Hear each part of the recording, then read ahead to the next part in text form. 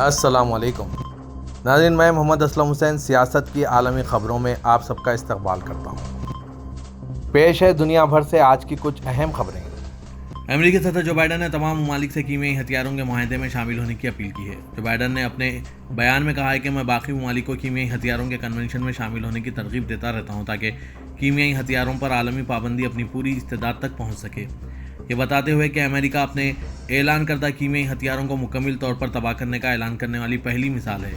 Joe Biden نے کہا روس اور شام کو کیمیائی ہتھیاروں کے کنونشن کی تعمیل کرنے کے لیے واپس آنا چاہیے اور اپنے غیر اعلانیہ پروگراموں کی وضاحت کرنی چاہیے۔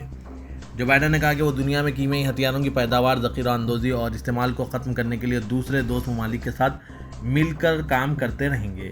امریکی سینیٹ میں ریپبلکنز کے رہنما میچ میں کونل نے گزشتہ روز اعلان کیا تھا کہ امریکہ نے ریاست کینٹکی میں امریکی فوج کے بلیو راس کے گودام میں اعصابی گیس سے بھرے راکٹوں کو تباہ کر دیا ہے، جسے امریکہ نے غیر قانونی قرار دیا تھا۔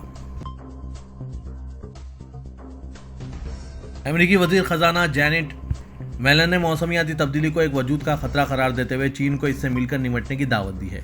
CNN کی رپورٹ کے مطابق امریکی وزیر خزانہ جینٹ نے چین کے دارالحکومت بیجنگ کے دورے کے دوران موسمیاتی ماہرین کے ساتھ موسمیاتی تبدیلی کے خلاف جنگ پر تبادلہ خیال کیا، یہ بتاتے ہوئے کہ چین اور امریکہ کو بہت سے معاملات پر اختلافات کے باوجود عالمی مسائل پر مل کر کام کرنا چاہیے۔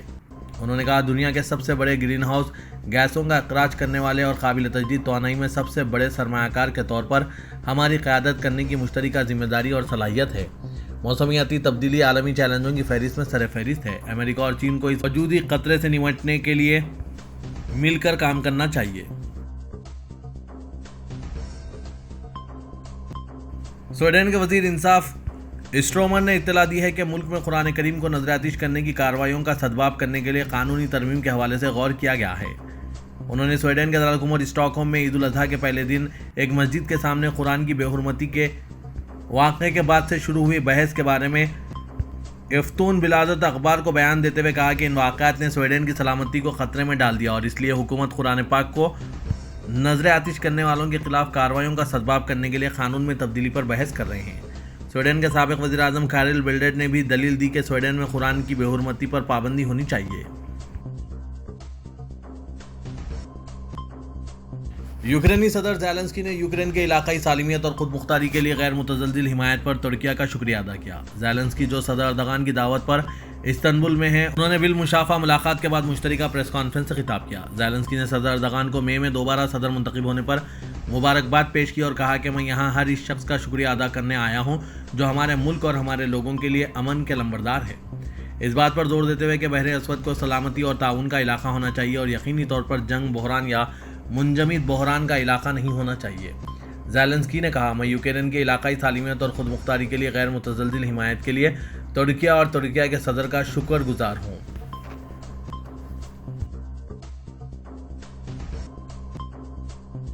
دبئی میں ٹریفک قوانین کی خلاف ورزی پر ڈرائیور حضرات کو اب 1 لاکھ درہم کا چالان ادا کرنا پڑ سکتا ہے۔ دبئی کے حکمران نے ایک نئے فرمان پر دستخط کیے جس میں ٹریفک قوانین کی خلاف ورزی پر جرمانے بڑھا دیے گئے ہیں۔ مقامی جریدے عربین بزنس کے مطابق نئے جرمانوں کا اطلاق 6 جولائی سے ہو گیا ہے۔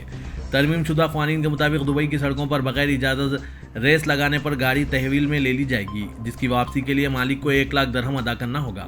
سڑکوں پر تفریحی مقاصد کے لیے موٹر سائیکل چلانے پر 50,000 درہم جرمانہ ہوگا۔ لاپرواہی سے گاڑی چلانے، پولیس سے فرار ہونے کی کوششیں پر بھی اب گاڑی ضبط کر لی جائے گی۔ حکم نامے کے مطابق ٹریفک لائسنس کی خلاف ورزی اور ممنوعہ نمبر پلیٹ کے استعمال پر بھی 50,000 درہم جرمانہ ہوگا۔ خلیج تعاون کونسل کے سیکریٹری جنرل جاسم البداوی نے کہا ہے کہ خلیجی ممالک اور روس کے درمیان اسٹریٹجک ڈائیلاگ کا 6واں مشترکہ وزارتی اجلاس پیر کو ماسکو میں ہونے والا ہے، جس کا مقصد تعلقات کو مضبوط بنانا اور دونوں فریقوں کے مفادات کو پورا کرنا ہے۔ آج ہفتے کے روز ایک بیان میں البداوی نے کہا کہ مختلف موضوعات پر بات چیت کی جائے گی جس میں تعاون بڑھانے اور متعدد علاقائی اور بین الاقوامی مسائل پر تبادلہ خیال کا موقع فراہم کیا جائے گا۔ سیکریٹری جنرل نے GCC اور روس کے درمیان تعلقات کو ممتاز قرار دیا اور کہا کہ دونوں فریقوں نے نومبر 2011 میں اسٹریٹجک ڈائیلاگ کے حوالے سے مفاہمت کی ایک یادداشت پر دستخط کیے تھے جو ان کے اپنے روابط کو مضبوط کرنے اور مضبوط تعلقات استوار کرنے کی طرف بڑھنے کی خواہش کا اشارہ ہے۔ سعودی عرب اور کویت نے قدرتی وسائل کے علاقے میں طویل عرصے سے جاری تنازع میں ایران کے ساتھ تناؤ بڑھنے پر سمندری تقسیم شدہ علاقے میں الدرا گیس فیلڈ کی خصوصی ملکیت پر زور دیا ہے۔ سعودی وزارت خارجہ نے مشترکہ ملکیت کی تصدیق کرتے ہوئے ایران پر زور دیا تھا کہ وہ اس علاقے میں مشرقی سرحد کی حد بندی کے لیے مذاکرات میں شامل ہوں۔ کویتی وزیر پیٹرولیم نے الدرا گیس فیلڈ پر ایران کے دعوے کو مسترد کیا اور تہران پر زور دیا کہ وہ علاقے کے بارے میں بات چیت کا آغاز کریں۔ صدر ترکی رجب طیب اردوغان کا کہنا ہے کہ وہ آئندہ ماہ روسی صدر پوٹن سے ملاقات کریں گے۔ بائبرت میں اجتماعی افتتاحی تقریب میں ایک بیان دیتے ہوئے اردوغان نے کہا کہ کورونا وائرس کی وبا نے عالمی توازن کو بگاڑ دیا ہے، فیکٹریاں مہینوں تک بند رہی اور کئی جگہوں پر پیداوار رک گئی۔ یہ بتاتے ہوئے کہ ترقی یافتہ ممالک میں بھی صورتحال کافی بری تھی، اردوغان نے کہا ہم پرامن طریقے سے اس پر عمل سے بچ گئے ہیں، ہم نے اپنے کسی بھی فرد کو لاوارث نہیں چھوڑا۔ جب وبا کا بحران ختم ہوا، اس بار بحر اسود میں ہمارے پڑوسیاں روس یوکرین میں جنگ چھڑ گئی۔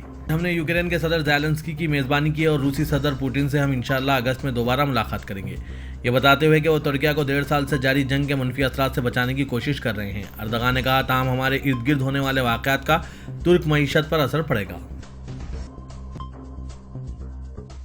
پاکستان کے اسلام آباد کی مقامی عدالت نے سابق وزیراعظم پاکستان اور چیئرمین پاکستان تحریک انصاف عمران خان کے خلاف توشہ کیس کو قابل سماعت قرار دے دیا ہے۔ ہفتے کو اسلام آباد ہائی کورٹ کے حکم پر توشہ کیس کے قابل سماعت ہونے یا نہ ہونے سے متعلق معاملے پر سماعت ایڈیشنل سیشن جج ہمایوں دلاور نے کی۔ دوران سماعت عمران خان کے وکیل خواجہ حارث عدالت میں پیش نہ ہوئے۔ بیرسٹر گوہر کی جانب سے پیر تک سماعت ملتوی کرنے کی استدعا کی گئی اور موقف اپنایا گیا کہ آج الیکشن کمیشن اپنی بحث کر لے تو ہم اگلے ہفتے بحث کر لیں گے۔ دوران سماعت الیکشن کمیشن کے وکیل امجد پرویز کی جانب سے طویل دلائل دیے گئے۔ عدالت کی جانب سے ریمارکس دیے گئے کہ اسلام آباد ہائی کورٹ نے آپ کو اتنا بڑا ریلیف دیا ہے، جس پر وکیل گوہر علی خان نے موقف اپنایا کہ ہائی کورٹ نے چیئرمین پاکستان تحریک انصاف کو کوئی ریلیف نہیں دیا بلکہ ہمیں سننے کے لیے آپ کے پاس بھیجا۔